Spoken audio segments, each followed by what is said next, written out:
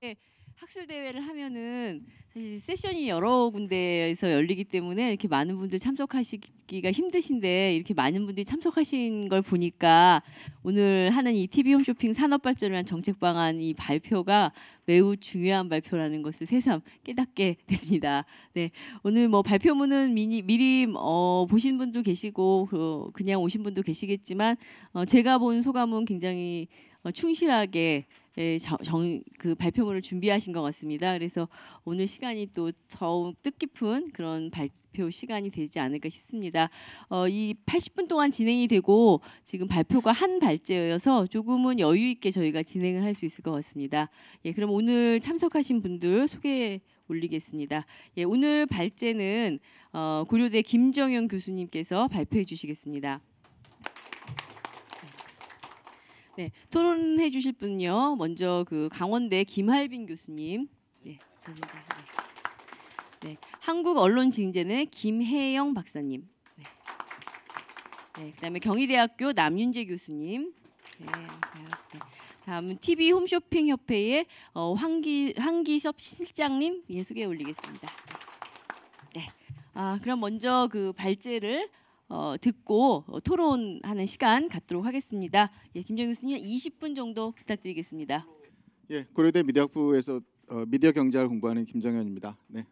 네. 학술대 세션 이렇게 많은 분들이 오시는 경우가 많지 않은데요. 예. 자리도 뭐 좀 인포멀하게 앉아 계시니까 네, 굉장히 자유롭게 뭐 재미있는 토론 할 수 있을 것으로 기대합니다. 자, TV 홈쇼핑 채널에 대한 규제 합리화 방안이라는 좀 커다란 제목하에 TV 홈쇼핑 이 채널이 승인 사업자하고 이제 많은 규제들이 적용되고 있습니다. 그 중에서 이제 오늘은 중소기업 제품 편성과 관련된 이런 규제들을 중점적으로 좀 살펴보고자 합니다. 그래서 TV 홈쇼핑 관련 규제 현황을 살펴보고요. 현행 규제 문제점을 좀 검토해본 다음에 대안으로서 이제 양적 편성 규제를 좀 질적 규제로 전환하는 것이 보다 바람직하지 않은가라는 의견을 드릴 거고, 그다음에 중소기업 협력사 몇 업체를 지금 심층 인터뷰를 좀 진행을 했거든요. 그 결과가 어떻게 나왔는지 말씀드리고 결론을 말씀드리도록 하겠습니다.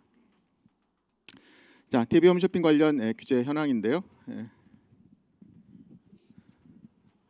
자, 현재 뭐 아시다시피 지금 TV 홈쇼핑 채널 7개, 그리고 데이터 홈쇼핑, 티커머스 채널 10개, 그중에서 단독 5개, 그다음에 TV 홈쇼핑과 겸용이 5개죠. 17개 채널이 지금 치열한 경쟁 구조를 형성을 하고 있습니다. 그래서 1995년에 지금 3구 쇼핑과 하이 쇼핑으로 시작해서 그 이후에 이제 추가 승인, 그다음에 이제 2012년에 홈앤 쇼핑과 2015년에 공영 홈쇼핑이 이제 진입을 했고요. 그다음에 이제 2015년 이후에 10개 데이터 홈쇼핑이 이제 채널을 런칭했습니다. 그래서 우리 그 홈쇼핑의 역사를 보게 되면 중소기업에 대한 좀 지원, 판로 확대와 그 중소기업 제품의 유통 활성화라는 그런 목표가 우리 홈쇼핑의 역사와 사실은 정확히 궤를 같이 하고 있다고 볼 수가 있겠습니다. 그래서 3구 쇼핑이 그랬고요. 그다음에 홈앤쇼핑, 공영 홈쇼핑, 중소기업 전용 채널로 출발한, 그리고 데이터 홈쇼핑도 사실은 그 출범에 대한 어떤 취지를 우리 중소기업 제품에 대한 그런 판로 확대로 잡았던 것이죠. 그래서 이제 그 부분이 제일 핵심적인 부분의 하나다라는 것이고, 커머스와 미디어의 성격을 사실 동시에 가지고 있는 어떻게 보면 좀 다소 애매한, 그러니까 방송 사업자이기도 하면서 또 유통 사업자이기도 하죠. 그래서 이 TV 홈쇼핑 산업이 사실은 20년 동안 굉장히 특히 전 세계적으로 유례를 찾기 힘들 정도의 아주 성공적인 그런 모델을 구축해 왔는데, 이제 최근에는 이제 신규 경쟁자의 출현, 뭐 라이브 커머스의 성장이라든지, 그다음에 대체로 이제 OTT를 중심으로 미디어 시청 행태가 변화하면서 레거시 미디어 영향력이 감소했고, 이것은 이제 홈쇼핑에도 역시 영향을 미칠 수밖에 없었고요. 그다음에 이제 주지하시다시피 이제 송출 수수료가 이제 지속적으로 지금 인상이 되어 오면서, 여기 보시면 2008년에 지금 방송 사업 매출액 대비 송출 수수료 비율이 22.9%였는데 2021년에는 60%까지 이제 이렇게 급증을 함으로써 최근에는 이 홈쇼핑 전체가 이제 경영 환경에 대한 상당한 악화를 경험하고 있다. 그러니까 좀 상황이 좀 어려워졌다라는 말씀입니다. 자, 여기 보시는 바와 같고요. 지금 17개사가 경쟁 중입니다. 자, 간략히 보시면 지금 방송 매출액과 지금 영업이익이 특히 이제 그 코로나 이후에 다시 늘어났다가 다시 2021년에 지금 확연한 감소세로 돌아선 것을 보실 수가 있습니다. 그다음에 이제 전체 매출액에서 방송 매출액이 차지하는 비율이 이제 계속해서 감소하고 있는 이제 이런 상황이고요. 전체 매출액 대비 영업이익 비율도 2020년에 잠시 올랐지만 이제 2021년에 다시 감소했고 2022년도 마찬가지입니다. 그리고 2023년 역시 그렇게 전망이 아주 밝지만은 않은 것 같습니다. 그래서 역성장을 사실은 우려할 정도로 지금 홈쇼핑 전체가 다소간 이제 위기 상황인 것 같고요. 참고로 이제 이 데이터는 홈쇼핑협회 홈페이지에서 가져왔기 때문에 요 단독 티커머스 사업자 5개는 제외하고 나머지 지금 12개 채널에 대한 합계고요. 자료에 보시면 사실 이 얘기는 중소기업 제품 규제에 관한 얘기는 티커머스에 동일하게 사실은 적용될 수 있는 문제이기 때문에 데이터는 때로는 17개, 때로는 뭐 TV 홈쇼핑 뭐 이렇게 지금 인용이 되어 있습니다. 자, 방금 전에 말씀드렸던 바와 같이 전체 취급고 대비 방송 취급고 비율, 전체 매출액 대비 방송 매출액 비율, 전체 매출액 대비 영업이익 비율이 지속적인 감소 추세를 보여주고 있고 영업이익의 지금 전년 대비 대폭 감소가 나타나고 있다는 것이고요. 표 2가 보여주는 것은 이건 17개 채널 전체를 대상으로 한 방송사업 매출액과 영업이익 그리고 송출수수료가 어떻게 변해왔는지를 지금 보여주고 있는 표입니다. 보시는 바와 같이 최근에 이 방송사업 매출액과 영업이익이 정체 양상 2011년에 이제 감소하는 반면에 송출수수료가 계속 지속적으로 상승함으로써 결국은 어떤 경영 환경에 대한 악화를 가져오고 있다라는 말씀이고요. 자, 그러면 이제 TV 홈쇼핑 관련해서 이제 규제 현황을 살펴보면 유통사업자와 방송사업자의 성격을 동시에 갖는 TV 홈쇼핑 산업은 방송법상 이제 규제 대상입니다. 그래서 이제 그 다른 일반 PP와는 달리 이 종합편성 보도 PP와 마찬가지로 이제 재승인을 얻어야 되고요. 그다음에 이제 금지행위 규제가 있습니다. 그다음에 이제 방송 내용 심의, 상품 소개 및 판매 방송 심의에 관한 규정에 따라서 이제 여러 가지 규제를 받고 있고, 그다음에 방송통신 발전 기금, 그러니까 승인 대상 사업자로서 이제 기금 납부의 그런 의무를 갖습니다. 그것이 지금 방송법상 우리 방송 규제 내용이고요.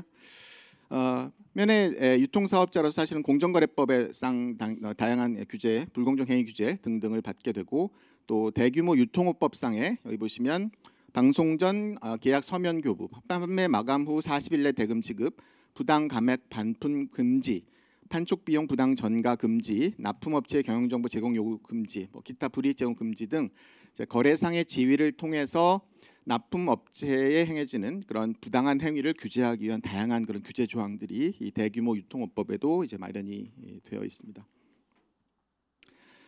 자, 그래서 1995년에 출범부터 현재에 이르기까지 중소기업 육성 및 중소기업 제품 유통 활성화라는 정책 목표가 줄곧 유지되고 있고, 이건 한 번도 변한 적이 없습니다. 그리고 이것이 사실은 홈쇼핑 채널의 어떤 취지 내지는 굉장히 중요한 정책 목표로서 계속 유지되어 왔고요.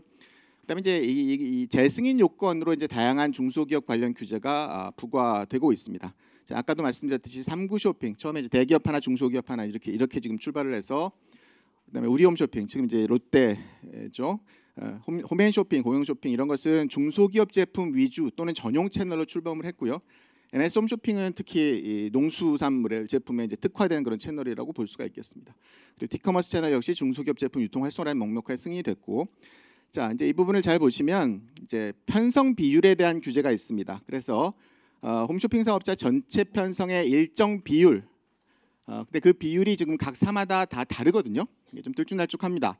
그래서 그게 이제 55%인데도 있고, 그 다음에 이제 이 공영 홈쇼핑 같은 경우에는 100% 지금 중소기업 제품 이제 전용 채널이기 때문에.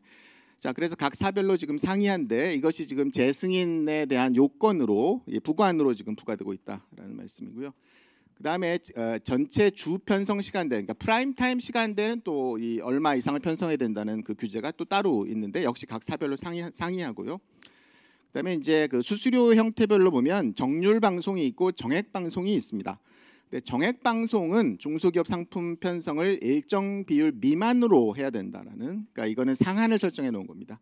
위에 지금 편성 비율과 프라임 타임 이 비율은 하한을 지금 설정해 놓은 것이고, 중소기업 정액 방송은 상한을 설정해서 이것도 좀 다소 조건에 따라서 이 숫자가 달라지지만 뭐 5%부터 지금 18%까지 17개 채널에 대해서 각 사별로 지금 다른 그런 규제가 적용이 되고 있습니다.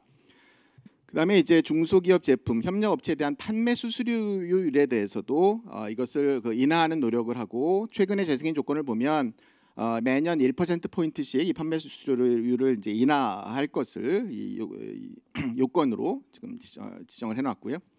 그다음에 이제 중소기업 상품의 직매입액을 지금 확대하는 것, 그다음에 여러 가지 그 상품 개발 기금과 같은 자금 지원을 하는 부분, 그다음에 해외 판로 지원 같은 이제 이런 부분, 그다음에 연 10,000분 내외로 판매 수수료를 받지 않는 무료 방송을 중소기업을 대상으로 지원하는 이런 다양한 규제들이 재승인 요건으로 지정이 되고 있고, 그래서 이제 사업자들이 자발적으로 이런 계획을 제출하도록 되어 있지만 사실상 이건 이제 규제로 운영되어 왔다라고 말씀드릴 수가 있겠습니다. 자, 그래서 지금 보시면 이와 같은 의무 편성 규제는 재승인 때마다 사실은 강화되는 그런 추세를 보여왔다고 볼 수가 있고요.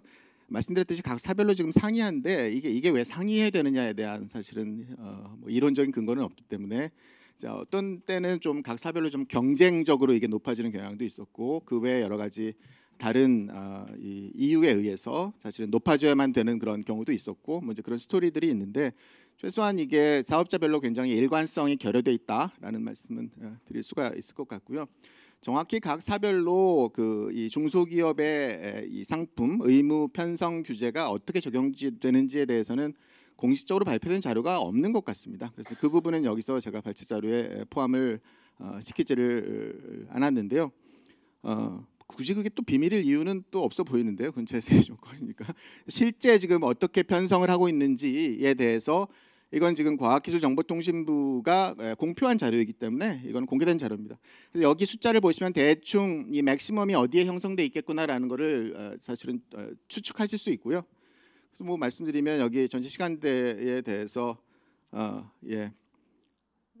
저 GS나 CJ는 뭐 한 55, 그다음 현대는 뭐 한 60, 뭐 롯데가 70, 그다음 NS는 이 농수산물 제한 있죠. 60% 이상. 홈앤쇼핑은 80%, 공영은 100%. 뭐 이제 요게 우리 TV 홈쇼핑 채널에 대한 중소기업 제품 의무 편성 비율 하한인 거고요.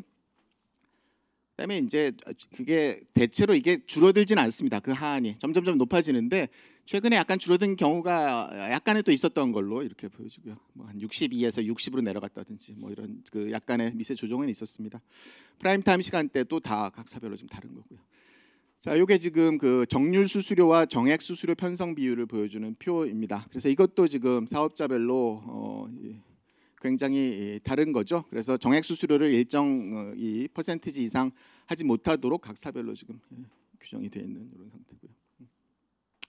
그 다음에 티커머스도 비슷합니다. 티커머스도 뭐 한 중소기업 제품 그 하한이 한 70% 정도 뭐 이렇게 되어 있는 걸로 알려져 있고요. 자, 그러면 TV 홈쇼핑 산업의 역할과 기여를 좀 평가해 보면 무엇보다 유료 방송 산업 내 주요 재원이라는 것이죠. 그래서 현재 송출 수수료가 지금 2021년 기준으로 약 2조 2,500억 원 정도가 됐는데 지금 17개 채널 합쳐서요. 이제 이것이 유료 방송 생태계 유지를 위한 핵심적인 요소로 기능하고 있고 최근에 이와 관련해서 이제 발생하고 있는 플랫폼 사업자와 홈쇼핑 사업자 간의 그런 갈등을 성공적으로 해소하고 이제 상생 방안을 좀 마련하는 것이 앞으로 우리 유료 방송 시장의 지속 가능성을 위해서도 필요 불가결한 과제로 이렇게 판단이 됩니다. 그러니까 이런 모형을 가진 나라가 굉장히 우리가 독특한 거죠. 그러니까 어떻게 보면 ARPU가 OECD에서 굉장히 손꼽히게 낮고요. 그러니까 이제 ARPU가 낮은 데 따른 그 부분을 홈쇼핑 송출 수수료로 벌충해서 유료 방송이 좀 돌아가게 만드는. 그러니까 어떻게 보면 제가 여기다가 절묘한 균형이라는 표현을 썼거든요.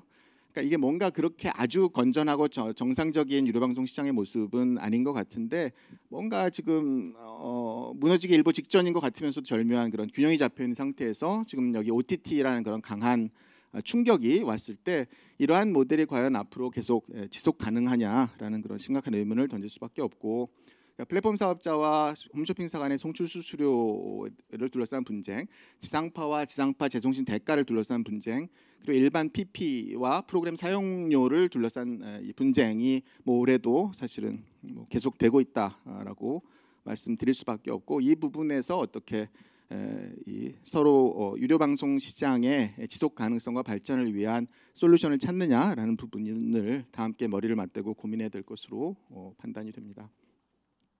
두 번째가 이제 중소기업 판로 확대 및 유통 활성화에 기여한 부분입니다. 그동안 재승인 조건으로 부과되어 온 의무 편성을 통해서 중소기업의 판로 확대 및 성장에 기여해온 것으로 평가가 됩니다. 근데 여기에 대해서는 사실 그동안에 표방되었던 중소기업 육성 정책, TV 홈쇼핑 채널을 통해서 중소기업을 육성하겠다는 정책이 얼마나 성공적이었는지에 대해서는 매우 회의적인 그런 견해들이 다수 존재합니다. 가령 황근 교수님 말씀에 따르면 이거는 아예 목표 자체가 잘못 설정된 것이다. 적합성 및 실효성이 전혀 없다. 왜냐하면 중소기업 활성화를 목표로 신규 사업자를 지금 추가 승인을 했는데 그럼으로써 사업자간 경쟁이 심화되고 송출 수수료만 지금 증가되는 그런 상황을 가져왔고, 이익을 보존하기 위해서 다시 중소기업 제품을 외면하게 되고, 그렇게 되면 다시 중소기업 관련해서 편성 규제가 강화되고 실효성은 의문인 채 그럼 이제 안 되겠다, 다시 추가적으로 신규 사업자를 승인하자, 이런 이제 악순환이 반복되었다는 것이 황근 선생님의 말씀이고요. 그다음에 이제 상당수 중소기업들은 B2B나 B2G를 하고 있는데 여기서 TV 홈쇼핑을 통해서 중소기업 제품을 유통하겠다는 것이 얼만큼 적합한지 모르겠다, 이런 이제 말씀을 하신 분도 계십니다. 이게 그래서 결국은 그 중소기업 전용 채널이 1시간에 2개씩 상품 소개한다고 해도 그거는 마치 한강물에 샘물을 타는 것과 마찬가지로 거의 영향력이 없다, 이제 이런 이제 연구도 있는데, 제가 볼 때 그래도 역할을 굉장히 한 거죠. 중소기업의 그런 판로 확대를 위해서 TV 홈쇼핑이 상당한 역할을 저는 해왔다고, 그거를 폄훼할 이유는 없다고 생각이 됩니다. 그 부분은 이제 분명히 있는데, 단지 그러니까 취지는 인정된다는 거죠. 저는 이거는 계속 가지고 가야 될 것 같아요. 우리 저 홈쇼핑 사업자분들이 중소기업의 판로 확대에 기여한다라는 이러한 그 취지는 계속 가지고 가는 게 맞다고 보고, 단지 이제 지금과 같이 그 편성 비율을 강제하는 이런 양적 규제가 과연 적합하냐, 그것이 얼만큼 효과가 있느냐에 대해서 좀 객관적인 그런 검증이 필요한 상황이다라고 생각을 합니다. 자, 현행 규제 문제점을 살펴보시면 무엇보다 이 5분밖에 안 남았다. 아니 좀 더 천천히 해도 되지 않나요? 네. 아니 네. 자, 전 베이직으로 지금 돌아가야 된다고 생각을 하는데요. 그러니까 지금 미래 환경이 굉장히 변했죠. 그랬을 때 현행 규제들이 비례의 원칙, 평등의 원칙, 너무 기본 중에 기본인데 이런 행정법상 일반 원칙에 부합하는지에 대해서 이제 검토를 해야 되고, 결국 특정 규제를 통해서 발생 가능한 공익의 증가가 해당 규제로 인한 시장 왜곡으로부터 발생하는 손실 비용보다 더 크다는 것이 입증되는 경우에만 해당 규제가 정당화될 수 있다는 건 너무나 당연한 건데, 보통은 반대를 요구하거든요. 지금 규제가 있는데 이 규제 없앴을 때 뭐가 좋은데? 라고 물어보는 건 정당한 질문이 아닙니다. 그러니까 모든 규제는 사실은 시장에 대한 왜곡이고요. 그러니까 그 어떤 규제를 입증할 입증 책임은 규제를 주장하는 사람한테 있는 거지, 규제를 완화하거나 폐지하자고 주장하는 사람이 입증 책임을 지는 게 아닌데, 그 우리나라의 방송법상에는 너무 그 오래되고 아날로그 시대에 만들어진 낡은 규제가 그냥 경로 의존성에 의해서 계속되는 규제들이 너무너무 많은데 그런 것들이 고쳐지지 못하고 있는 거죠. 그러니까 그런 것들이 적극적으로 입증되지 못하면 그냥 없는 게 맞는 거예요. 그 반대가 아니라 말씀입니까? 오늘 사실 제가 이런 말씀을 드릴 필요도 없는 게, 중소기업의 육성을 위해서 현재 양적 규제가 가장 효율적인 수단이다라는 것을 입증하지 못하면 그냥 없어지는 게 사실은 맞는, 완화되는 게 맞는 거죠. 그러니까 그럼에도 불구하고 이제 이걸 살펴보면 규제가 과연 필요한가, 규제의 비용과 편익을 비교했을 때 과연 규제의 비용보다 그걸 능가하는 규제 편익이 있는가, 규제 내용의 적정성과 실효성은 어떠한가, 이제 이런 것들을 하나하나 짚어봐야 된다는 말씀이죠. 결론부터 말씀드리면, 자, 해당 규제를 통해 달성하고자 하는 목표, 그건 결국은 중소기업 판로 확대를 위한 지원 육성이 될 텐데요. 이것은 명확한가? 네, 대답은 NO입니다. 해당 규제는 목표 달성을 위해 유효한 수단인가? NO입니다. 자, 두 번째, 해당 규제가 야기하는 비용은 결국은 피규제 기업의 자율성 침해 및 소비자 선택권의 감소라는 부분일 텐데, 이것을 초과하는 규제 편익, 즉 중소기업의 성장이라는 공익성 증가가 과연 발생하는가? 글쎄요, 아닌 것 같은데요가 제 대답입니다. 세 번째, 해당 규제 방식은 목표 달성을 위해 가장 효율적인 수단인가? 제 대답은 definitely no입니다. 자, 그 부분을 하나씩 살펴보시겠습니다. 자, 과도한 부관 설정의 문제는 그동안 여러 차례 지적이 되어 옵니다. 이건 사실상 지금 요금 규제, 판매 수수료율을 규제한다라는 것, 그다음에 편성 규제 이런 거는 결국은 법에 사실은 규정이 돼야 되는 성질의 것이라는 거죠. 이거를 그냥 재승인 요건에서 이제 부관을 설정하는 식으로 해오는 것은 이건 굉장히 편의주의적인, 그러니까 어떤 사전 규제를 우회적으로 행정행위에서 신설하는 그런 효과를 초래하는 것이기 때문에 이것은 사실은 바람직하지 못하다라는 데 대해서 이제 많은 학자들이 공통적으로 지적을 하고 계신 것으로 이해를 합니다. 자, 그다음에 규제의 지금 유인 불합치성, 인센티브 인컴패티빌리티와 지금 비효율성의 문제인데요. 중소기업 상품의 편성 비율을 지금 강제하고 있는데 이것이 그 편성 비율이 낮을 때는 문제가 없습니다. 그런데 쿼터가 높아질수록 규제가 감수해야 될 비용에 체증이 발생하게 되고, 특히 지금 판로가 포화된 상황이라고 볼 때 추가적인 중소기업 상품 편성 비중 확대는 급격한 사회후생 감소를 초래할 수 있다라고 생각이 됩니다. 반면에 이 해당 편성 비율 규제와 중소기업 지원 육성이라는 정책 목표 간 연계는 명확하지 않고, 특히 인센티브 인컴패티빌리티와 지금 이 비효율성을 야기할 수 있다는 것이 지금 제 생각입니다. 자, 지금 여기 사실은 저 과기정통부에서 오셨으면 저는 질문 드리고 싶었는데요. 우리가 중소기업 지원 육성이라는 정책 목표를 설정했을 때 이거를 통해서 달성하는 것이 과연 다음 중에 뭘까요? 첫 번째, 이 규제가 없었다면 결코 입점하지 못했을 한 개 중소기업들에게 편성 기회를 부여해서 형식적인 평등성을 제고하겠다. 이게 이제 첫 번째. 이렇게 생각할 수 있죠. 두 번째, 그게 아니라 성장 가능성과 잠재력을 지닌 혁신 중소기업을 발굴해서 지원 육성하겠다는 이제 두 가지의 버전의 해석이 이제 가능하다는 거죠. 자, 어떤 걸까요? 1번이라고 생각하시는 분 계세요? 그래서? 아무도 없으세요? 그럼 2번이라고 생각하세요? 아니면 둘 다일까요? 제가 이제 앞으로 논리를 어떻게 전개하려고 하냐면 1번으로 가든 2번으로 가든 안 된다라는 거를 이론적으로 실제적으로 제가 말씀드리고 나중에 중소기업 인터뷰를 통해서 뒷받침할 겁니다. 자, 그럼 보시면 이게 만약 1번이라고 치죠. 그럼 이건 이제 완전히 정책 실패예요. 왜냐? 지금 보시면 일단 그 중소기업 판로원으로서 채널이 과잉 공급된 상태라는 그런 이제 그 인식이 있고, 실제로 판로가 포화된 상태에서 편성 비중을 확대하게 되면 결국은 목표 판매량에 대한 진입 장벽이 있기 때문에 판매나 품질이 이미 검증된 중소기업 중심의 편성에 더욱 집중함으로써 신규 중소기업, 마지노랄한 중소기업이 새롭게 진입하는 그런 효과는 거의 없다는 거죠. 그러니까 중소기업 편성 비율을 우리가 높여놨으니까 다 됐겠지라고 그냥 넉넉히 있으면 안 된다는 얘기입니다. 실제로 보시면 여기 지금 그 2017년부터 2021년 동안 이 전체 우리 협력 업체들을 대상으로 분석한 결과를 보면 편성된 중소기업의 수와 중소기업의 편성 비율 간의 상관관계가 이제 유의미하지 않게 나타나는 거죠. 편성 비율이 높아진다고 해서 지금 편성된 중소기업 수가 늘어나지 않는다는 겁니다. 그 어떤 발례로서 지금 여기 보시면 이건 지금 2014년부터 2018년도까지 이제 모 홈쇼핑 채널에서 편성 비율이 61.46 계속 올라가죠. 61.9까지 올라가는데 편성된 중소기업의 수는 오히려 이게 줄어들어요. 2014년 512 업체에서 2018년 445. 그러니까 만약에 1번이 목표라면 이거는 지금 이 유인 합치성을 만족하지 못하는 것 전혀 반대 결과가 나타나는 거죠. 중소기업 수가 오히려 좀 줄어들었으니까요. 자, 그래서 지금 현재 성공 가능성이 큰 중소기업을 중심으로 방송 판매가 되고 있고, 이들이 홈쇼핑사들을 돌아가면서 순환 판매하는 구조로 정착되고 있는 이런 상황이다. 이런 것을 이제 방증한다고 보고요. 자, 그래서 1번은 아니라는 거죠. 이론적으로도 실제로도 이거는 지금 잘못된 방향으로 가고 있다. 자, 그럼 2번이 답이냐? 그리고 저는 당연히 2번이 정답이어야 된다고 생각을 하는데, 그러면 현행 중소기업 편성 쿼터 규제는 실패라고 판단 가능합니다. 그래서 위에서 논의하는 바와 같이 편성이 기존의 사업자들에게 집중되는 현상으로 만약에 편성 쿼터에서의 이 피규제 기업의 대응이 나타나게 되면 이것은 창의적인 혁신 중소기업에게는 오히려 진입 장벽으로 작동할 소지가 이제 이론적으로 있음을 의미하는 것이고요.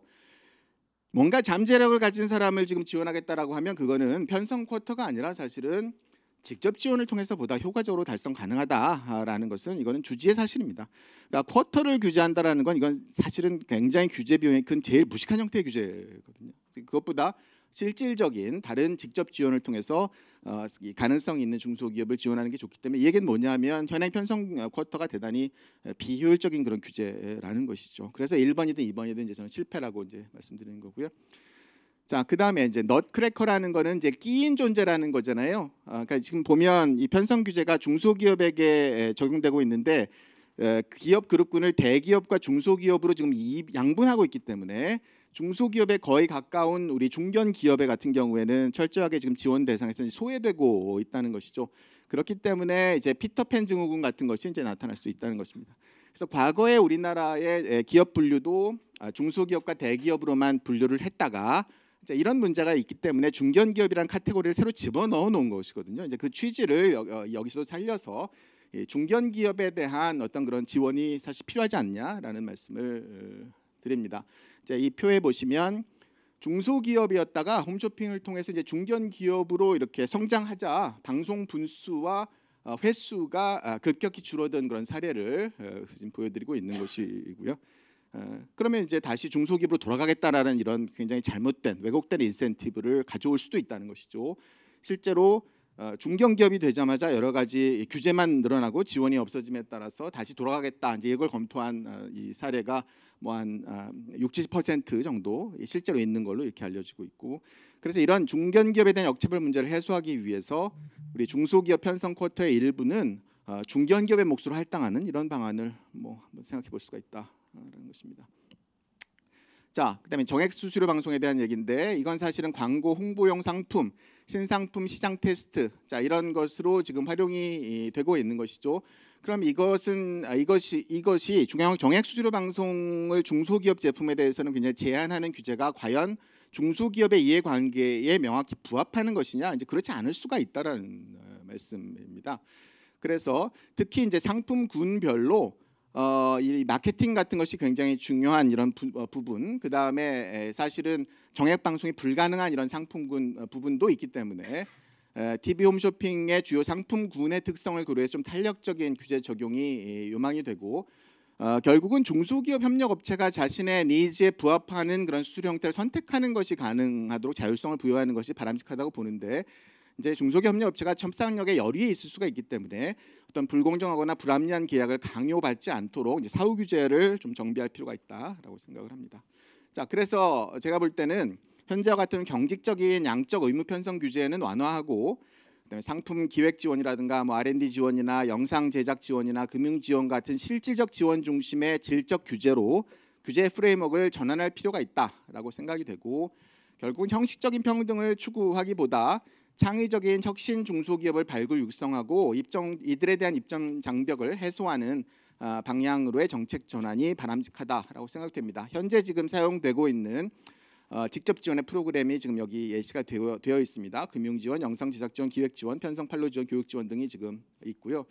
간략히 심층 인터뷰는 한 3개 업체 정도를 지금 해봤습니다. 패션, 식품, 레포츠. 그래서 지금 얼마 전에 지금 해봤고, 이들이 지금 생각하는 애로사항이 어떤 건지, 현재 TV 홈쇼핑 규제에 대해서 어떤 의견을 가지고 있는지, 뭐 이제 이런 문제들을 물어봤는데, 실제로 보면 여기서 거래 시 정액을 선택 불가능하다는 점이 오히려 중소기업사들이 이 점에 대해서 컴플레인을 지금 하고 있는 거죠.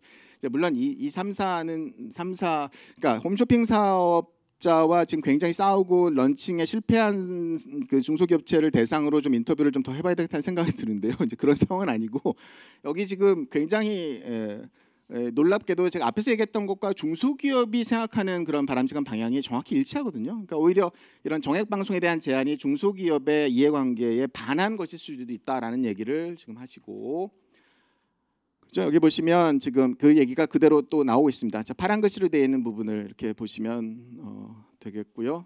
예. 그 다음에 여기 지금 직접 지원이 훨씬 더 효과적이다라는 얘기. 그러니까 중소기업의 입장에서는 자, 이게 내가 편성 규제가 있는지 잘 모르겠는데 그런 관심 없는 분들도 많아요. 근데 나한테 어쨌든 직접 지원이 오면 그거 굉장히 좋은 것 같다라는 데 대해서 굉장히 이제 찬성을 하고 계시고요. 자, 여기 나와 있는 부분이 역시 그 부분과 비슷한 얘기입니다. 자, 그래서 결론은 자, 그동안 재승인 조건으로 중소기업 제품 의무 편성을 통해서 중소기업 판로 확대 및 성장에 기여한 것으로 평가되는데 이제 기계적으로 적용되어 양적 규제가 변화된 환경하에서는 한계에 부딪히면서 문제점이 부각되고 있습니다.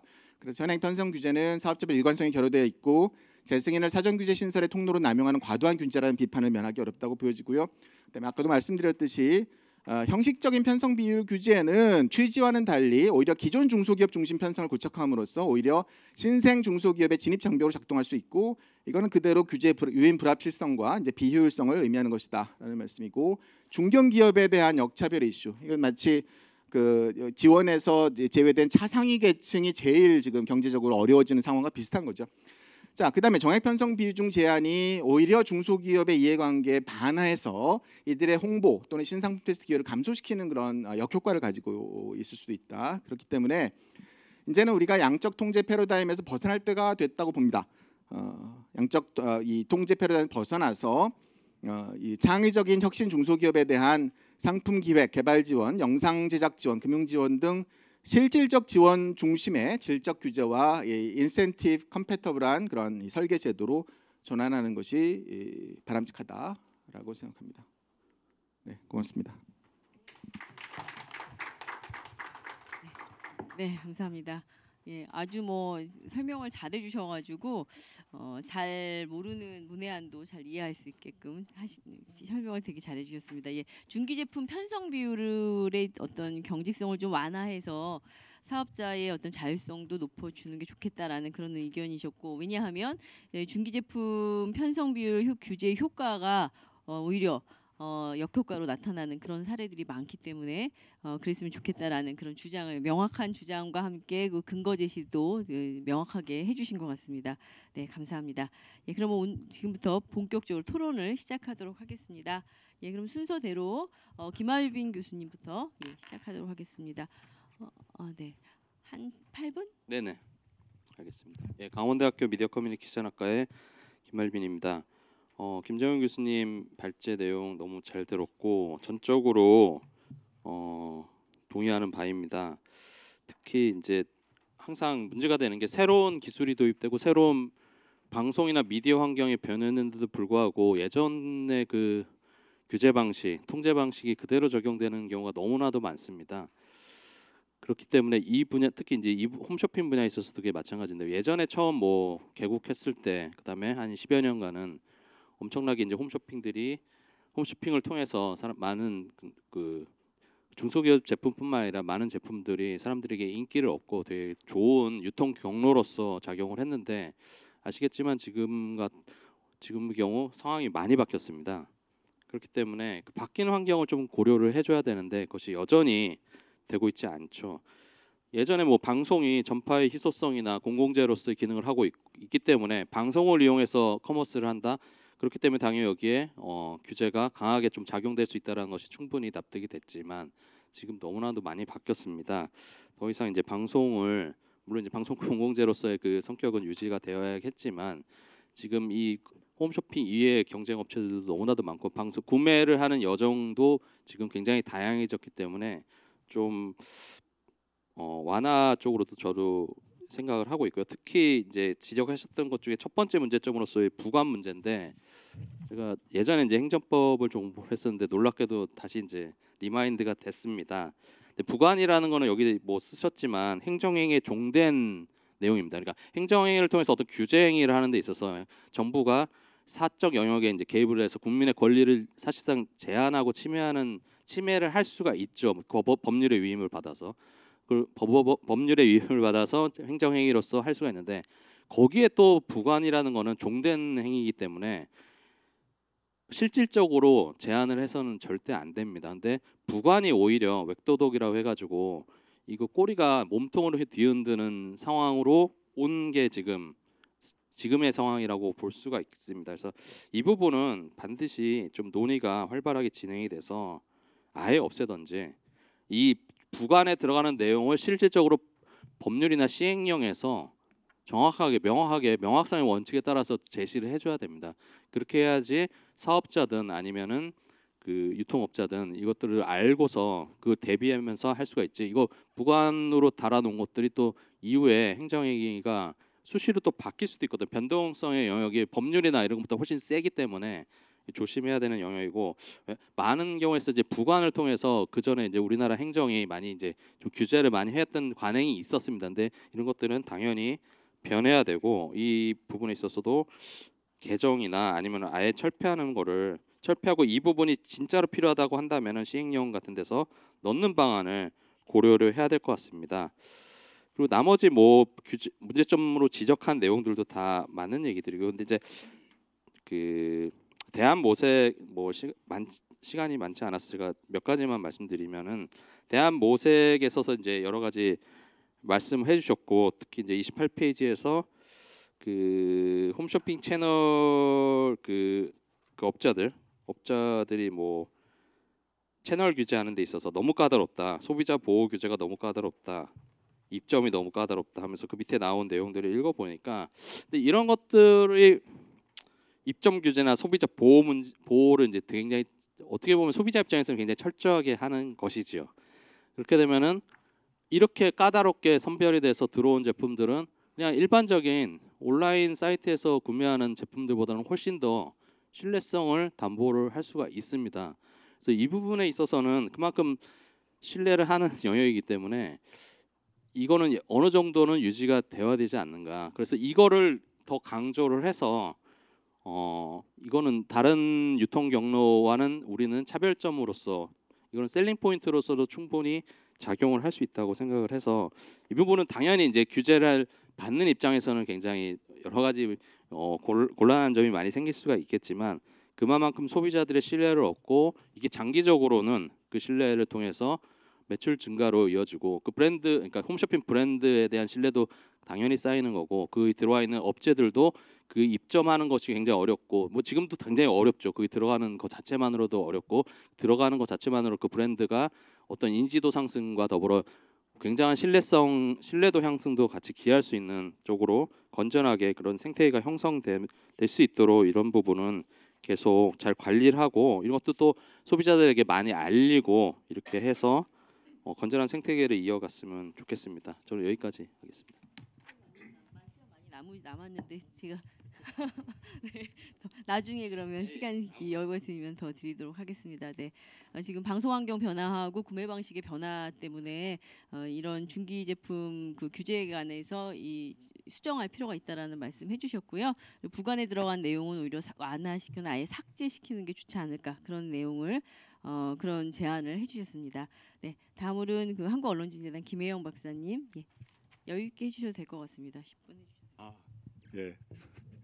한국언론진흥재단의 김혜영입니다. 전부 한국언론진흥재단이 사실상 거의 레거시 미디어를 지원하는 유관기관이라서 제가 뭐 전문적으로 드릴 수 있는 말씀이 많지는 않은 것 같은데요. TV 홈쇼핑이라는 게 말씀하신 것 같이 굉장히 이제 커머스 하나의 유통사업자로서 성격과 이제 미디어로서 성격을 같이 가지고 있어서 저도 혼란스러운 부분을 좀 많이 느끼고 있습니다. 제가 그 정부 광고 관련한 업무를 사실은 하고 있는데, 뭐 강론입니다만 그런 업무라면은 이제 뭐 지역 방송이나 아니면 지역의 이제 사업자, 지자체나 아니면은 뭐 지역 공기업 같은 쪽에서 이쪽에 뭐 프로그램을 지원을 하는 경우에 이게 과연 이거를 미디어로 봐야 할지 아닐지 같은 것들은 뭐 법률적 해석의 여지가 굉장히 있어 혼란스럽고 좀 어려웠던 경험도 생각이 납니다. 교수님께서 말씀하신 거에 대해서 그러다 보니까 이 굉장히 독특한 위치를 가지고 있다 보니까 이중적인 규제를 받고 있는 거에 대해서는 저도 굉장히 이제 이런 규제를 철폐해야 되는 부분이 크다라고 생각을 하고 있습니다. 일단 방송법상의 규제라는 게 거의 재승인 조건으로서 이제 작용을 하고 있다라는 거에 대해서 사실 이거를 굉장히 좀 동의하기 어려운 부분이 있는 거에서는 이제 전적으로 생각을 하고 있고요. 아까 이제 중소기업 활성화라는 목표를 가지고 우리 홈쇼핑 업계가 다 이제 출범을 하고 활성화되었고 허가가 되었다라는 점에서는 뭐 역사적으로 부정할 수 없는 부분인데 뭐 그런 기능을 안 하신다라는 게 아니라 과연 그런 목표 자체가 아직도 굉장히 유효한 것인지 아니면은 교수님 말씀하신 것 같이 관행적으로 계속 유지되어 온 목표인지 한번 점검할 필요가 있는 것 같다라는 생각이 들었습니다. 그런 목표를 폐기하라는 거는 너무 이제 거칠은 주장 혹은 이제 과격한 주장일 수 있다라고 보면 저는 아까 손들라 그랬는데 두 번째 역시 혁신적인 중소기업이 지원할 수 있는 거 그리고 그게 직접 지원이 되어야 된다라는 거에서는 굉장히 동의를 하고 있습니다. 그러면은 사실 뭐 첫 번째 목표라는 거는 이제 방송법상에서 이제 편성 비율이나 이런 거를 규제하는 거는 사라져야 할 텐데 그렇다면 직접 지원의 방식은 어떤 것이 있을 수 있고 그게 과연 효과의 측정은 어떤 것이 되어야 되는지 잘 모르는 사람의 입장에서 조금 더 궁금하고요. 그렇게 함으로써 얻을 수 있는 효과는 굉장히 큰데 어쩔 수 없이 현실을 볼 때 그냥 방송법상에 이런 규제가 존재하는 현실적인 차원에서 볼 때 규제 이유를 놓고 보면은 유료 방송 시장에 이제 홈쇼핑 수수료가 재원으로 기여를 하는데 그런 부분의 역할 같은 거는 뭐 이걸 법제화하는 거는 좀 어렵겠지만 과연 두 가지 목표를 이제 그러니까 중소기업 그러니까 입점 사업자를 지원하는 부분과 유료 방송 시장을 이제 지탱해야 되는 부분 두 가지 간의 균형을 어떻게 가져가야 될지가 약간 궁금한 부분인 것 같고요. 그리고 이제 실질적 규제 로서 이제 사후 규제라고 말씀을 드렸는데 그런 것들의 규모가 직접 지원의 비율을 늘리는 것들이 현재 편성이나 재승인 조건 같은 거에 반영이 될 수가 있는지 혹은 그게 이중적으로 작용을 하고 있는지 혹은 이거를 아예 제외를 그러니까 기존의 이제 재승인 조건으로서 편성 규제 같은 것을 철폐하면은 그게 확산될 수 있는 요인이 있는 것인지에 대해서 좀 더 검토가 있었으면 좋겠습니다. 예, 고맙습니다. 지금 이제 역시 그 홈쇼핑에 대한 이중 규제에는 좀 철폐할 필요가 있다라는 그런 말씀을 해주셨고요. 지금 몇 가지 또 질문을 또 해주셨습니다. 이따가 이제 끝나고 답변을 좀 해주시면 좋을 것 같은데 혁신적인 중소기업의 지원을 위해서 어떤 직접 지원 방식을 어떻게 하는지에 대해서 좀 더 구체화해달라는 그런 말씀을 해주신 것 같습니다. 그리고 또 재승인과 관련된 또 질문도 하나 주셨는데 그 부분도 같이 이따가 답변해 주시면 되겠습니다. 토론을 되게 빨리들 하셔가지고요. 저는 10분씩은 하실 줄 알고 근데 발제 시간을 더 많이 드릴 거 하는 아쉬움을 지금 갖고 있습니다. 예, 남은재 교수님 여유 있게 해주시면 됩니다. 저도 아니, 오히려 뒤로 갈수록 또 앞에서 대부분 말씀을 해주셔갖고 더 짧아질 수밖에 없을 것 같긴 합니다만 예. 예, 그럼 저는 이제 경희대학교 남인재입니다. 그래서 뭐 앞서 다 말씀을 해주셨듯이 이제 홈쇼핑 어떤 채널의 어떤 특징, 뭐 특성이라는 게 어떤 방송의 어떤 공공성, 뭐 공익성의 영역과 또 이제 뭐 상거래, 어떤 유통수단의 어떤 기능이 어떤 동시에 있기 때문에 여러 가지 특수성들이 있을 수 있겠고요. 그랬을 때 뭐 오늘 이제 말씀해주신 어떤 그 중소기업 제품 관련해서 이 편성 할당 문제라든가 이런 부분들은 사실 꽤 오래전부터 뭐 논의되고 문제가 제기되었던 내용으로 저도 알고 있습니다. 그래서 오늘 뭐 김정현 교수님이 어떻게 포괄적으로 잘 이렇게 구분해서 어떤 체계적으로 좀 설명해 주셨고요. 또 어떤 실증적인 어떤 인터뷰 내용까지 이렇게 제시를 해 주셨습니다. 거기에 이제 이런 단순하게 어떤 양적 규제에서 어떤 질적 규제 방향으로 좀 전환도 돼야 될 어떤 필요도요. 그런 부분도 좀 제언까지 해 주셨고요. 그래서 원래 이렇게 규제라는 것은 처음에 이렇게 만들어질 때는 그 어떤 당위성이 충분히 확보된 상태에서 이렇게 시작이 되겠죠. 근데 이제 그 시간이 지나면 어떤 그런 절차적인 문제가 있을 수도 있고요. 또 효율성, 나중에는 이제 그 당위성마저도 이렇게 위협을 받을 수 있을 것입니다. 그래서 지금 이제 좀 그런 문제들이 이제 제기가 되고 있는 상황일 테고요. 근데 그럼 그런 문제를 어떻게 해결해야 되느냐? 그랬을 때 가장 중요한 것은 그럼 그 대안이 무엇이냐? 그 구체적인 그럼 어떻게 그럼 다른 방향은 다른 방법은 무엇이 있지 하는 그 부분이 좀 명확하게 좀 제시가 돼야 될 필요가 있을 것이고요. 근데 사실 그렇지 않으면 그런 명확한 대안이 없을 때는 그냥 기존에 하던 방식의 어떤 관행대로 계속 진행이 될 수밖에 없는 것이 이제 현실이고요. 이제 그랬을 때 이제 오늘 같은 이런 논의가 굉장히 이제 중요하다고 생각이 되고 오늘 당장 어떤 답이 나오진 않겠지만 예, 계속 이러한 여러 가지 안들이 제기가 되었으면 또 제기가 되고 쌓이면 또 어떤 다른 방향으로 진행이 될 수 있다고 생각이 됩니다. 사실 뭐 최근에 보면 이제 TV 홈쇼핑 뭐 처음에 만들어졌을 때 어떤 특성들, 뭐 방향성들이 이제 표명이 되고 표방이 돼서 이제 만들어졌지만 뭐 제가 생각했을 때는 이제 그 특징이나 성격, 아까 뭐 다른 어떤 매체 뭐 이제 뭐 홈커머스에 관련된 이커머스에 관련된 다양한 채널들이 등장하면서 이제 TV 홈쇼핑이라는 그 자체에 대한 개별 채널들의 어떤 특징들이 조금씩 이제 모호해지는 부분도 있는 것 같고요. 성격이나 이런 부분도.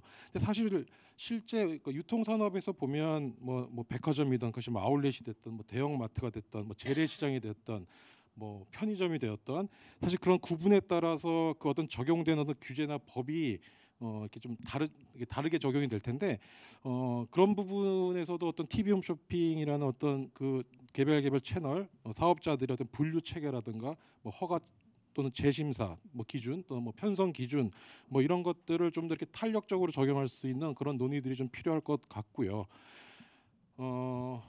제가 좀 느끼는 것은 그러니까 중소기업 상품을 좀 더 많이 편성을 어쨌든 그 어떤 그 쿼터를 줘서 베네핏을 주는 방식 이제까지 계속 진행됐던 방식인데 그 부분에 대해서 뭐 제가 뭐 이렇게 좀 오늘도 듣고서는 느껴지는 점은 그러니까 뭐 육성하기 위해서 그쪽에 베네핏을 주는 방법도 있겠지만 그러니까 기본적으로 어떤 편성의 어떤 자율성은 이렇게 주되 뭐 홈쇼핑에도 뭐 사치품도 있고 뭐 고가 상품도 있고 그다음에 뭐 대기업 상품도 들어올 테고 뭐 수입 상품도 들어올 텐데 그런 상품에 대한 규제라든가 또 거기서 얻어지는 수익에 대한 뭐 재조정이라든가 분배 뭐 이런 부분들을 조금 더 생각을 해보면 그러면은 그러니까 지금은 억지로 중소기업이라는 것을 그냥 그 기준의 어떤 그 기업의 규모라든가 거기에 맞춰서 일방적인 대략 쿼터를 주는데 그것보다는 또 다른 방식의 그러니까 지금 제가 말씀드린 그런 류의 상품이라든가 그런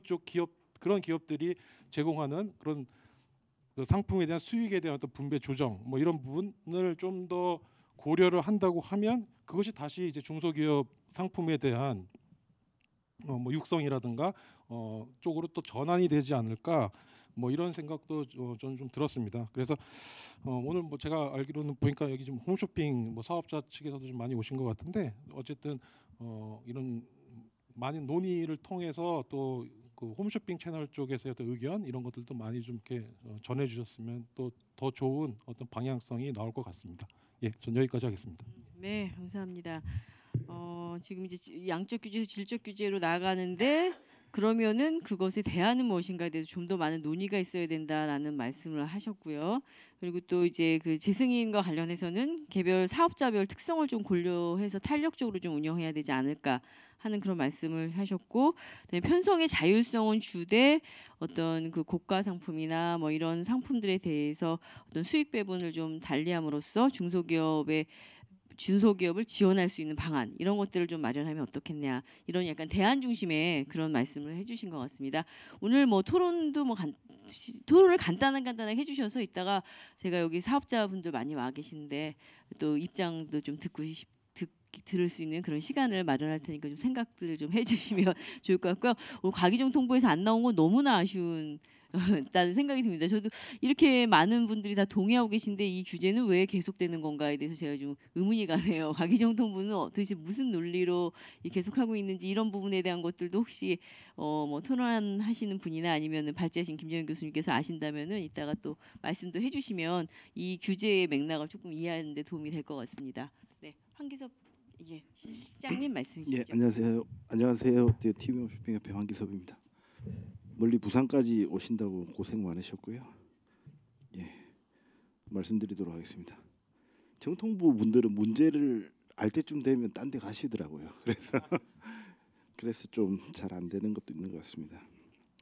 홈쇼핑 너무 어려워가지고요. 저희 최근에 뭐 이렇게 작년도 실적을 좀 봤습니다. 정부에 낸 수치 받아서 이렇게 보다가 자료를 제가 준비를 했는데 너무 좀 치명적이라서 사실 외부 발표는 안 했고요. 정통부에는 말씀을 좀 드렸습니다.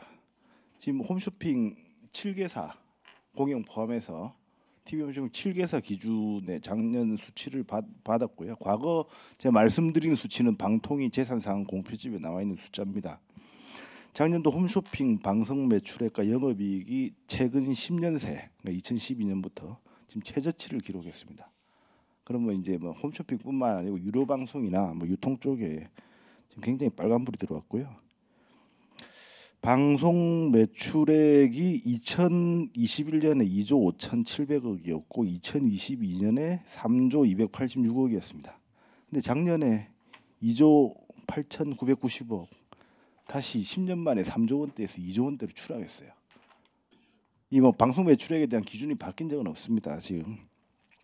반면 송출 수수료는 2011년 5개사가 6,403억 냈는데 작년 7개사가 1조 9,069억 원 냈습니다. 119.9%, 2.2배 정도 늘어난 거죠.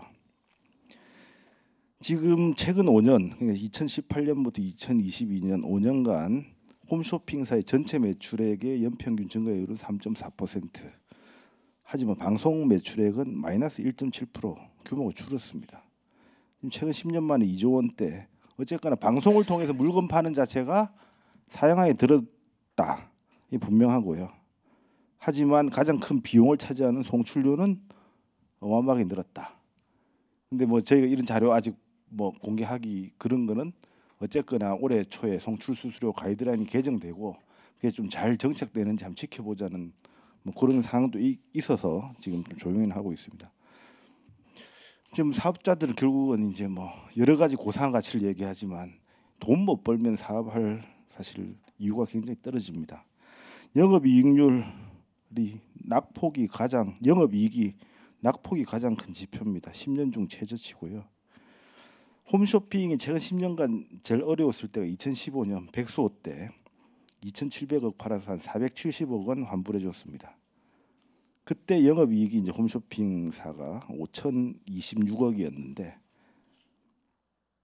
지금 그보다 작고요. 작년보다 영업이익이 홈쇼핑사 7개사가 16.5% 줄었습니다. 코로나 첫 해였던 2017년 좀 반짝했는데 지금 굉장히 많이 줄었고요.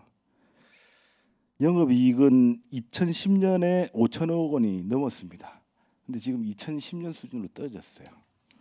그 다음에 영업이익률이 제가 확인되는 수치가 2009년도부터 있는데 그때 이후 처음으로 지금 한 자릿수 8.6%로 떨어졌습니다. 그러니까 홈쇼핑이 돈을 못 벌면 뭐 홈쇼핑 돈 못 벌어서 뭐 기뻐하시는 분이 있을 수 있지만 결국 유료 방송도 이제 받아갈 돈이 적은 거고 다 어려운 이런 상황입니다. 이런 상황에서 결국 이제 규제 얘기가 나올 수밖에 없고요. 그럼 지금 저희가 겪고 있는 규제의 문제점이 뭔가 말씀드리겠습니다. 그럼 그걸 안 하면 사실 뭐 규제에 대해서 많은 부분이 어쨌거나 이론적으로 해소되리라고 봅니다. 홈쇼핑 규제에 대해서 첫 번째 말씀드리면 규제가 만들어질 때 뭐 계획적이지 않습니다. 굉장히 적자적이었습니다. 그러다 보니 이제 법령에 근거하지 않고 만들어진 경우가 되게 많았고요. 예를 들면 법률에 따라 만들어진 것도 있습니다. 방송법상 금지 행위, 방송 편성을 조건으로 하여 이런 경우에 해서 뭐 이렇게 대규모 유통업법에 똑같은 내용을 어기면 방송법으로 처벌하게 돼 있는데 뭐 전병헌 의원님이 그때 모 홈쇼핑사 홈쇼핑 납품 비리 뭐 이런 것 때문에 만들었는데 다 반대했습니다. 뭐 공정위도 뭐 이중 규제라고 반대를 했는데요. 이 법이 만들어지다 보니까 방통위에서는 2017년도 홈쇼핑 7개사 조사했습니다. 그리고 처분을 했죠. 근데 법원 가서 다 졌습니다. 근데 그 이후에 방통위 아무도 책임 안 지더라고요. 그 법 생긴 지 5년 지났는데 지금 다시 한번 조사해볼까 들여다볼까 이래 됩니다. 그냥 만든 건 거예요. 그럼 전병헌 의원 롯데 홈쇼핑이 우리 홈쇼핑 인수할 때부터 뭐 관심 많았고 하시다 보니까 뭐 이렇게 이슈에 올라탔다라고 이렇게 보이는데 어쨌거나 굉장히 그냥 여론에 이거 하면 도움 되겠지 해서 생긴다고 보이고요.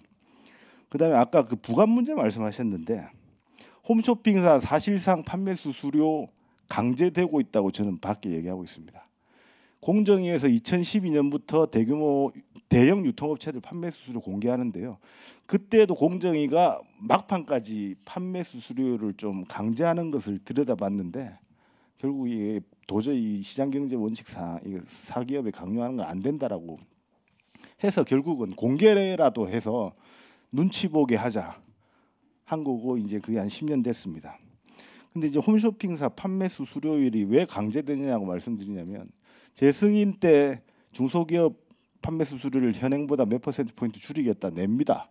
근데 이런저런 이유로 해서 좀 됐으면 좋겠는데 해서 좀 고쳐와 해서 뭐 결국은 사업자가 그런 고쳐와 신호를 읽고 뭐 단 0.0 몇 퍼센트 포인트라도 내쳐서 가져가면 정부가 그걸 재승인 사업 계획을 승인하고요. 그때부터 법적 효력을 가지고 그걸 안 지키면 법적인 책임을 물을 수 있는 상황이 됩니다. 그러니까 차라리 그러면 아까 다른 분들 말씀하신 대로 법률이나 법령에 뭔가 좀 근거를 해놓고 하면 좋겠다는 말씀드립니다.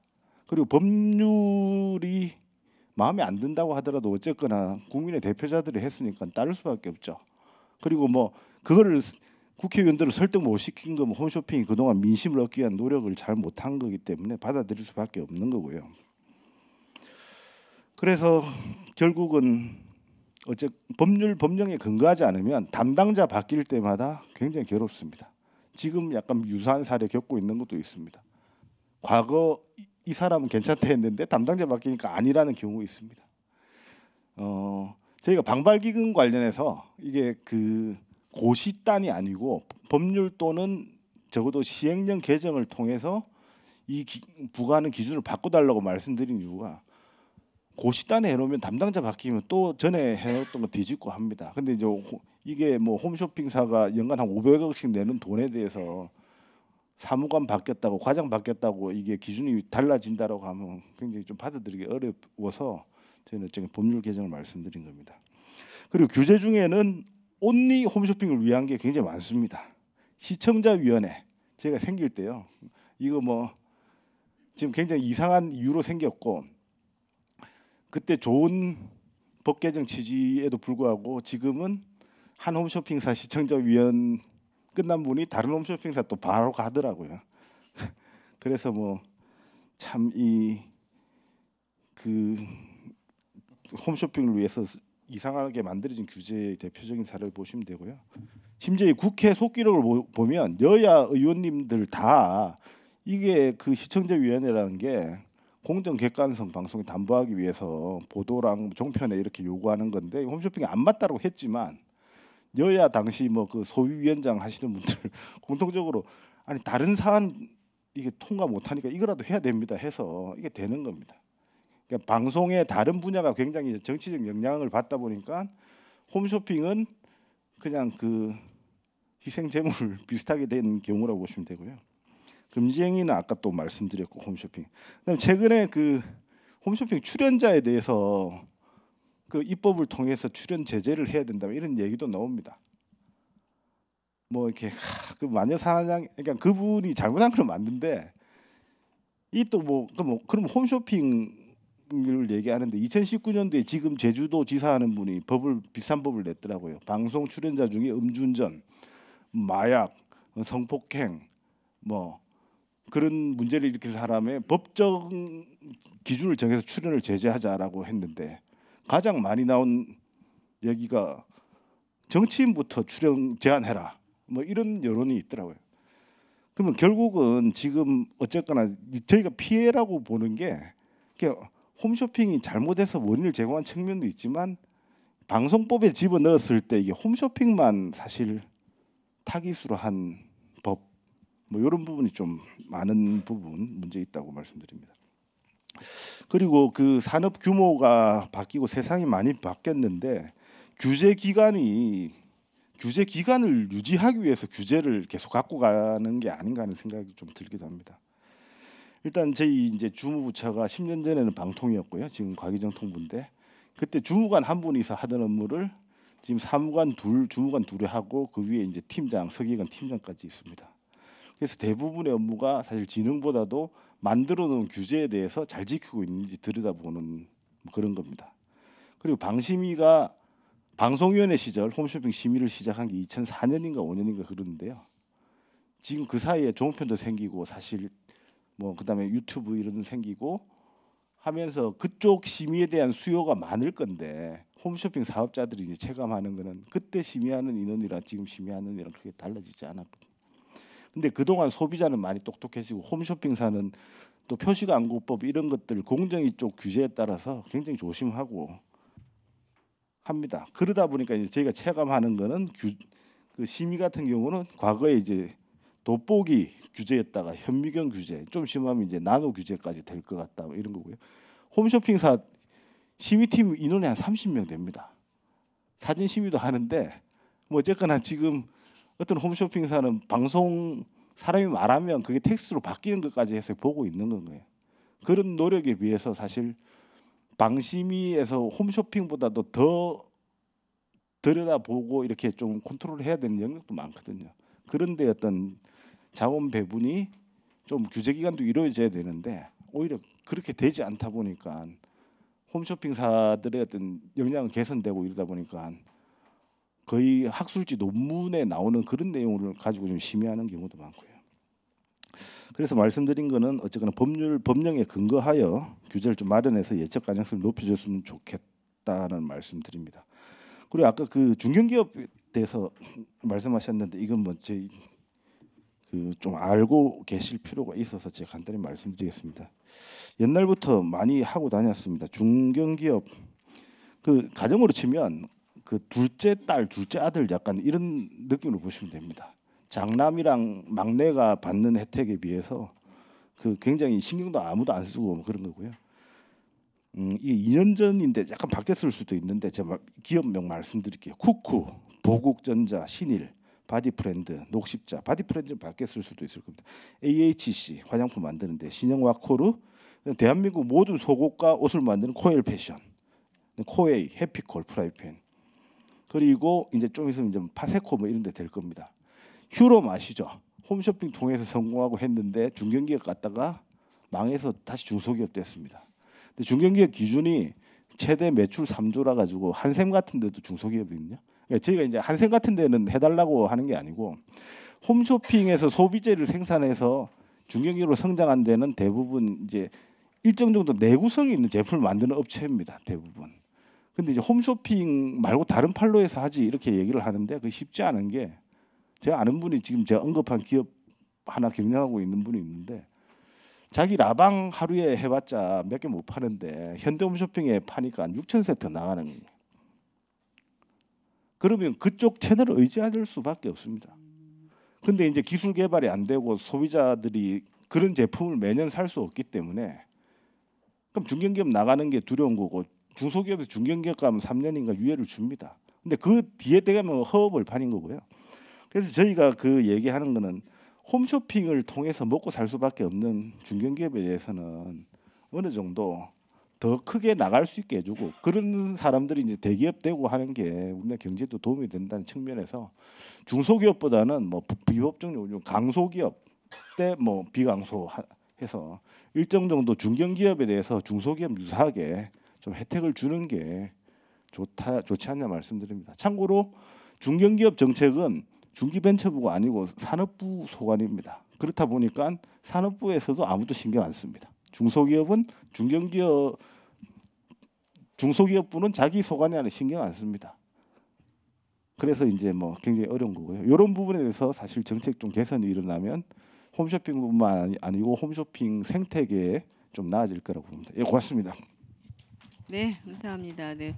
역시 실장님께서 그 여러 가지 지금 현재 그 홈쇼핑의 상황들에 대해서 좀 구체적으로 말씀해 주셨고 이렇게 심각한지는 몰랐는데 우리 최저치를 방송 매출 최저치에다가 송출수는 되게 높아지고 정말 만만치 않은 그런 환경인 것 같습니다. 그런 현실도 좀 말씀을 해주셨고 또 규제가 이렇게 무계획적으로 진행되고 있다는 거가 참 이거 전체 우리나라 전체의 경쟁력과도 밀접하게 관계가 돼 있는 걸 텐데 이렇게 홈쇼핑 규제가 어떤 계획에 의하지 않고 이루어졌다는 거를 좀 알게 해주시는 그런 말씀들을 사례들을 많이 말씀해 주신 것 같습니다. 그리고 중기 제품 이외의 어떤 중견기업 제품에 대한 어떤 그 지원 부분에 대한 부분도 꼭 필요하다는 부분도 말씀해 주셨습니다.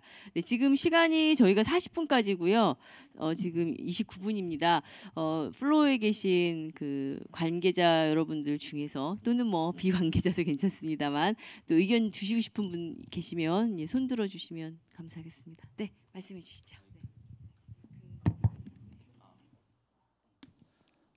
예, 안녕하십니까. 그 같은 홈쇼핑 식구인 한국티커머스 협회 서울함 실장입니다. 오늘 그 발제해 주신 김정인 교수님 내용 하나하나에 모두 다 공감하고요. 특히 그리고 이제 TV 홈쇼핑 협회 한기섭 실장님이 말씀하신 내용에 대해서 전부 다 전적으로 공감합니다. 일단 TV 홈쇼핑과 티커머스가 이제 동일한 홈쇼핑 사업자입니다.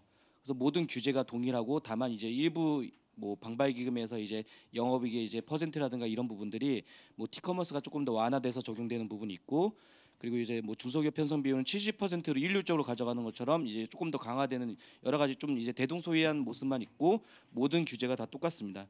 근데 이제 뭐 아까 황기서 시장님이 이제 첫째 딸 아들 딸 말씀하셨는데 뭐 과기부의 이제 뭐 장남 홈쇼핑 그리고 티커머스는 약간 좀 서자 수준으로 저는 생각을 하고 있는데요. 신산업임에도 불구하고 오늘 지금 TV 홈쇼핑이 많이 어렵고 저희 홈쇼핑 업계가 어려운 게 정말 사실입니다. 근데 티커머스는 가장 신산업인데 더욱 더 열악합니다. 지금 TV 홈쇼핑은 역성장을 우려하고 있는데 티커머스는 이미 역성장에 들어섰고요. 이제 TV 홈쇼핑이 30년 동안 그동안 이제 중소기업 편성을 하면서 우리나라 이제 어떤 그 방송 유통에 정말 지대한 역할을 해오셨는데 티커머스는 이제 8년 만에 이제 사업에 거의 존폐 위기에 섰습니다. 뭐 간단한 수치로 뭐 신산업에도 불구하고 저희가 22년도가 21년도에 비해서 1% 성장을 했고요. 지금 23년 1분기는 역성장을 했습니다. 그리고 아까 TV 홈쇼핑이 영업이익이 그 마이너스 16.5% 정도 하락하셨는데요. 저희는 마이너스 34%가 하락했고 1분기에는 이제 뭐 적자이기 때문에 이제 뭐 아예 값이 안 나오죠. 그런 수준입니다. 그래서 지금 TV 홈쇼핑과 티커머스 이 홈쇼핑이랑 같은 식구가 이렇게 열악한 데서 저도 지금 오늘 과기부 담당 공무원분들이 좀 나오셨으면 현장의 목소리를 들어줬으면 정말 이제 학계에서 주시는 의견과 이런 것들이 잘 반영이 될 수 있을 건데 너무 아쉽고요. 좀 이제 뭐 아까 말씀해 주신 대로 뭐가 정책이 좀 될 만하면 담당자분들이 바뀌시고 국가장님들이 바뀌시고 이런 게 좀 가장 큰 것 같기도 합니다. 근데 제가 여기서 제일 안타까운 건 이렇게 홈쇼핑 업계가 어려운데 요즘 뭐 이렇게 여기 계신 이제 뭐 사회자님, 토론자님이 다 잘 아시겠지만 티커머스가 이렇게 어려운데 신설 티커머스를 한다는 소리가 나옵니다. 전 이해가 안 됩니다. 왜 적자를 보는 사업을 하는지 모르겠고 그게 무슨 어떤 공익적인 목적이 아니라 전 정치적인 목적이라고 생각을 하는데 어려운 시장을 굳이 한다는 뭐 이렇게 뭐 장밋빛 뭐 블루오션이라면 하겠는데 장사가 안 되는 신설 티커머스를 굳이 한다 이런 얘기가 나오고 있고 또 저희는 방송통신발전기금이 아마 TV 홈쇼핑이 그동안 거의 한 몇천억 원 제가 알고 한 7천억 원 2001년도부터 방발기금을 부과하면서 거의 한 7, 8천억 원의 방발기금을 낸 걸로 알고 있습니다. 저희 사업자도 티커머스 사업자들도 그러니까 단독 데이터 홈쇼핑 사업자들도 방발기금 내고 싶습니다. 벌어야 내죠. 뭐 못 버는 상황에서 전부 승인 사업자라고 승인 내주셨는데 거의 이런 거에 대해서 확인 안 해주고 요즘 또 방발기금에 대해서 뭐 이렇게 좀 더 이제 좀 걱정이 되는 거는 이제 좀 유료방송업계 방발기금 이런 부분에 대해서 기금 일원화나 이런 부분으로 또 이제 좀 매출액 베이스로 이제 변경한다는 그런 움직임이 또 있습니다. 그래서 좀 뭐 그런 자리에서 이렇게 좀 학계나 관련 기관에서 좀 이렇게 홈쇼핑의 좀 어려운 상황을 같이 좀 이렇게 알려주시면 정말 도움이 될 거라고 생각합니다. 이상입니다. 티커머스 쪽의 그 상황을 또 좀 부가 설명해 주셨습니다. 혹시 또 말씀하시고 싶으신 분 있을까요?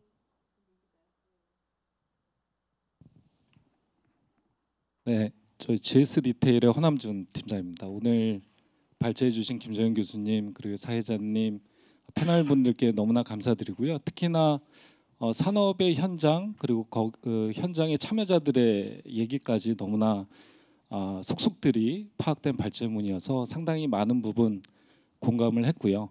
일단 오늘 주제인 중소기업 편성 비중 관련해서 너무나 현실을 잘 알고 계시지만 하나만 조금 덧붙여서 설명을 드리면 허가 산업이기 때문에 당연히 어떤 공익적인 부분 부담해야 되는 부분에 대해서는 인정을 하고 또 부처에서도 중소기업의 판로 지원이라는 그런 훌륭한 정책 목적을 가지고 그런 규제를 부여하고 있는 거에 대해서도 취지는 이해를 합니다만 아까 말씀하신 것처럼 정액방송 편성 비중이 제한돼 있기 때문에 홈쇼핑사는 정액방송 편성을 해야 되고 근데 규모의 경제가 있는 중소기업만 참여시키다 보니 점점 더 그 숫자가 제한되는 것도 현실이고요.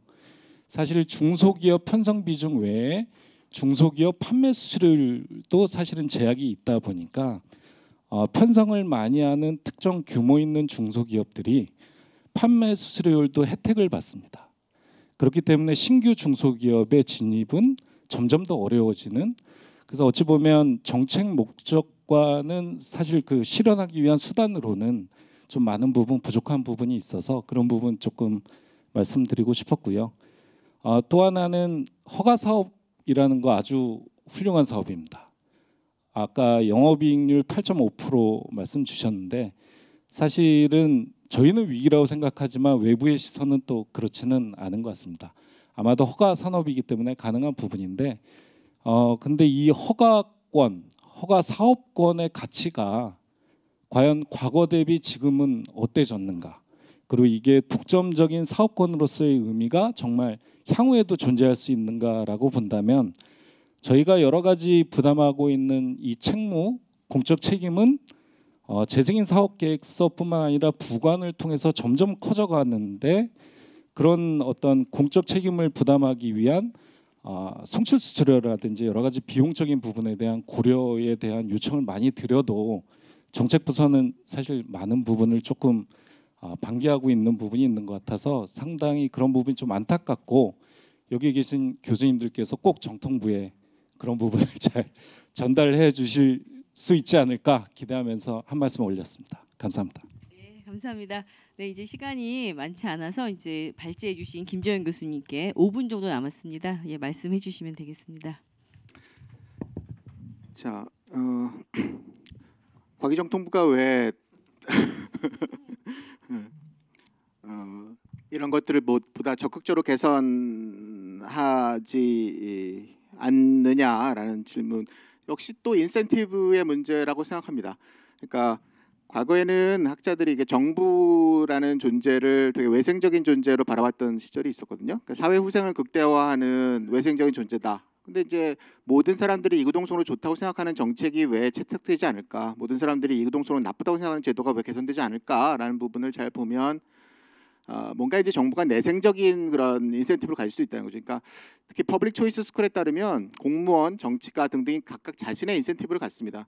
자, 과기정통부의 담당 사무관의 입장에서 보면 중소기업 편성 비율을 내가 근무한 동안에 0.1%나 제가 높였어요라는 게 굉장히 폼이 나는데 그럼 그게 실제로 실현 수단과 괴리가 되는지 아니면 제대로 작동을 못하는지 이런 건 이제 부차적인 문제거든요. 그러니까 명목상으로 일단 편성 비율을 높여놓으면 폼이 나고 본인은 그래도 뭔가 일을 한 것 같고 더욱이 중소기업을 위한다라는 어떤 그런 취지는 누구도 부인할 수 없고 이제 이런 것 속에 실제 이게 어떻게 작동하는지 사실상은 신규 중소기업의 감소가 일어나고 있는지 이런 거는 이제 그거는 전혀 이 실질적인 것은 그 부차적인 문제가 되는 거죠. 이제 그런 상황 속에서 오히려 이게 계속 악화되는 것이 아닌가라는 생각이 듭니다.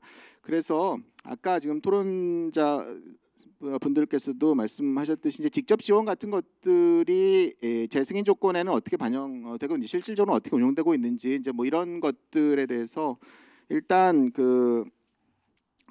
이 재승인 조건에서 제가 아까 발표 드렸던 바와 마찬가지로 무료 방송에 대한 부분이라든지 직접 지원에 대한 부분 이런 부분도 실제로 이 홈쇼핑 사업자가 자신의 그 계획서를 제출하도록 되어 있습니다. 이제 그런 것들을 실질적으로 강화하면서 이런 이 규제 비용이 큰 양적 규제를 좀 완화해 나가야 된다 이런 이 주장과 이제 그 사회적인 또 홍보 활동을 좀 열심히 하셔야 되겠고요. 무엇보다도 새로운 중소기업을 자꾸 발굴해내는 노력을 우리가 계속하고 있다. 그렇게 해서 다른 유통 경로와는 달리 홈쇼핑의 존재로 인해서 정말 커가는 그런 중소기업들이 정말 있다. 아이디어가 정말 좋은데 팔로가 없었던 중소기업을 홈쇼핑이 발굴해내고 이제 이런 것들이 굉장히 중요한 사실은 포인트가 될 것 같아요. 그래서 그런 노력들은 계속해 주셔야 될 것으로 생각이 되고 적극적으로 이런 그 사회 공헌의 일환으로서의 중소기업에 대한 직접 지원 프로그램 여기 지금 제가 25페이지의 표에 보면 이게 지금 현재 운용되고 있는 프로그램들이거든요. 그래서 생산성 혁신 파트너십이라든지 뭐 히든 챔피언 스케일업 이래서 그 인서트 영상 제작 지원하고 R&D나 판촉비 또 인센티브 직접 현금을 지원하는 뒤에 인센티브 그 인터뷰 결과를 보시면 직접 지원받는 건 너무 그러니까 그 현금을 주는 거 마찬가지죠. 중소업체들이 너무 환영하거든요. 예. 반면에 이제 편성 규제는 사실은 여기서는 자기가 거기 있는지도 몰랐다 내지는 관심 없다라는 반응이 있는데, 자 어쨌든 이런 프로그램을 좀 자율적으로 자발적으로 좀 더 확대해 나가는 이런 노력 역시 필요하다고 생각이 됩니다.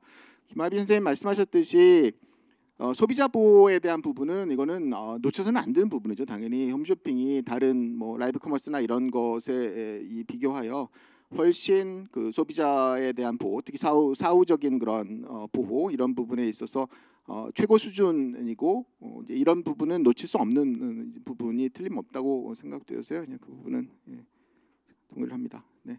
법령에 근거해서 모든 규제가 이루어져야 된다는 건 너무나 당연히 기본적인 건데 아직 이거는 홈쇼핑의 문제뿐만이 아니라 다른 우리 허가 승인 사업자 일반에 해당되는 공통된 문제이기 때문에요.